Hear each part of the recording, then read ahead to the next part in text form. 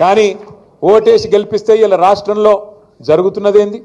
ఒకనాడు మన నినాదం తెలంగాణ ఉద్యమంలో నీళ్లు నిధులు నియామకాలు, నీళ్లు నిధులు నియామకాలు.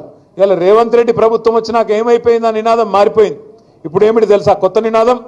బీఆర్ఎస్ మీద నిందలు, బిల్డర్లతో కాంట్రాక్టర్లతో దందాలు, రాహుల్ గాంధీకి చందాలు.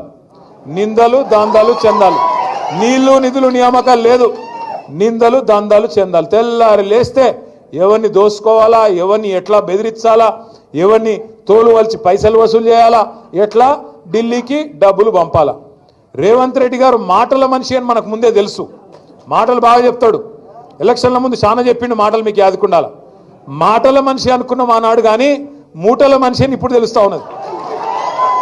అప్పుడు చంద్రబాబు నాయుడు మూటలు మోసిండు, యాదుకుండాల మీకు. ఓ నల్ల బ్యాగులో దొరికిండు కదా, యాదుకుందా? ఇప్పుడు ఏమో ఢిల్లీకి మూటలు మోస్తున్నాడు. తేడా ఏమీ లేదు. మాటల మనిషి మూటల మనిషి అయిపోయినాడు.